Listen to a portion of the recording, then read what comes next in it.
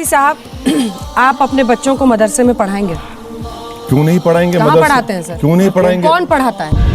देखिए सुनिए, जितने नेतागण है, मेरा सवाल का ये सिर्फ ए हिस्सा नहीं सुनिए पार्ट बी, नहीं सुनिए, पार्ट बी, अपने बच्चों को नहीं पढ़ाना है लेकिन मदरसा चलते रहे। अच्छा मैडम, कितने मदरसे हैं सर जहाँ पर साइंस नहीं पढ़ाया जा रहा है? मेरी बात सुनिए, मेरी बात सुनिए। मदरसे क्यों बनाए जाते हैं? इंजीनियर डॉक्टर बनाने के लिए नहीं। मदरसे इसलिए बनाए जाते हैं कि वो मौलाना बने, मुफ्ती बने, कुरान और सुन्नत के एक्सपर्ट बने। ये बड़ी अच्छी बात कही आप। उसका प्राइमरी मकसद क्या होता है? अगर कोई हमारे हिंदू भाई चलाते हैं कोई पाठशाला जिसमें उनको स्कॉलर बनाना है, तो क्या बने? डॉक्टर बनेंगे वो। तो वहाँ पढ़ने वाले लोग डॉक्टर इंजीनियर क्यों ना बने? देखिए बन रहे हैं आप। अरे यही तो कॉन्ट्रडिक्शन है सर। एक मिनट, कुछ जगहों पर साइंस है, कहीं पर नहीं है। अच्छा तो उन बच्चों का क्या कसूर है? सुनिए, मॉडर्नाइजेशन क्यों ना हो? मॉडर्नाइजेशन तो जिंदगी की जरूरत है, मगर अगर आप बोलेंगे कि प्राइमरी मकसद के तहत जो मदरसे बनाए गए हैं उसको छोड़ दो, आप क्यों छोड़ेंगे? क्यों छोड़ेंगे हम? भाई जहां पर बच्चा को जा रहा है तो हाफिज कुरान बनेगा, मुफ्ती बनेगा, आलिम फाजिल बनेगा। बहुत ही बढ़िया। उसको क्यों छोड़ेंगे? अच्छा आप मॉडर्नाइजेशन की बात कर रहे हैं ना, यूपी सरकार से आप क्यों नहीं पूछते बुलाकर कि 5 साल में 4.5 साल की सैलरी उन लोगों को आपने नहीं दी जो वहां पर साइंस, मैथ्स, इंग्लिश पढ़ाते हैं? शर्म करो, शर्म। मैं आपसे एक हाथ जोड़ के अपील करूंगा, आपका एक कैमरामैन दीजिए मुझे। मैं गाजियाबाद जाता हूं उनके साथ, उन मदरसों में जाता हूं जो यूपी मदरसा बोर्ड में हैं, और वहां पर जो पंडित लोग इंग्लिश, मैथ, साइंस पढ़ा, उनसे पूछ लीजिए, मैं पीछे हट जाता हूं कि आपको सैलरी कब मिली थी, आप पूछ लीजिए।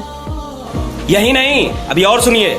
अच्छा, मोहन भागवत जब गए थे मदरसे में, उन्होंने पूछा था बच्चों से कि क्या बनोगे, तो एक ने कहा डॉक्टर, एक ने कहा इंजीनियर। आप कह रहे हैं कि वो सिर्फ तालीम ही हासिल करते हैं ताकि मौलाना बने? नहीं, उसका प्राइमरी मकसद क्या होता है मदरसे बनाने का? आप लोग उसको समझ ही नहीं रहे हैं। पर बच्चों के भी तो सपने हैं ना मैडम। खाली ओवैसी जी राइज करेंगे क्या? बच्चों को नहीं बनना है डॉक्टर, इंजीनियर से? आप वो भी बैरिस्टर बनेंगे। अभी बदत है भाई, अभी बदत है। देखिए मेरे जो दादा थे वो जामे निजामिया हैदराबाद का 125 साल पुराना मदरसा था, वहाँ के आलिम फाजिल थे मेरे दादा।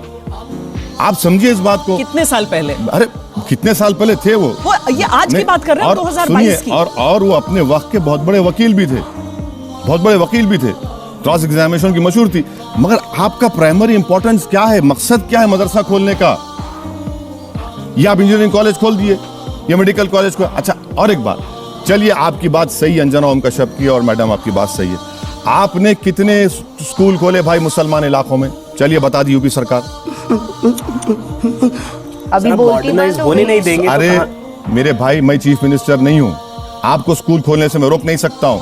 आपने कितने मुस्लिम बाहुल इलाकों में कितने आपने स्कूल खोले बता दो। चलो 5 साल में तुमने कितने खोले? खोल दो ना। आपको सच्चर कमेटी से लेके मिश्रा कमीशन, कुंडू कमेटी कह रही है कि मुसलमानों के इलाकों में स्कूल नहीं खोले जाते सरकार की तरफ से। पुलिस स्टेशन खोला जाता, शराब की दुकान खोली जाती, सीसीटीवी कैमरे लगा दिए जाते। तुम्हें शर्म है? कुछ शर्म आया है? आप स्कूल खोलिए, स्कूल खोलिए। अच्छा इनसे पूछिए तेलंगाना में हमने क्या किया। तेलंगाना में 60,000 मुस्लिम बच्चे और बच्चियां 6th क्लास से 12th क्लास तक फ्री में पढ़ती हैं। क्या बात है सर, क्या बात है सर, वेरी क्या बात, ये बात है। That's really good. Residential school में फ्री में पढ़ती 60,000। ये काम हुआ है, ऐसा काम करिए ना आप। पार्लियामेंट में मैंने उठकर कहा कि भाई जो मुसलमानों, माइनॉरिटीज को, मुसलमान है, स्कॉलरशिप जो मिलती है pre matric, post matric, merit cum means, आप उसको डिमांड ड्रिवन कर दीजिए, नंबर मत करिए। हर साल मैडम मेरी स्टैंडिंग कमेटी के मेरा सजेशन था कि 1 करोड़ बच्चे लूज कर रहे हैं स्कॉलरशिप, आप नंबर लगा दिए। कौन रोक रहा है? आप स्कूल खोलिए ना। सबके सब चोर हैं।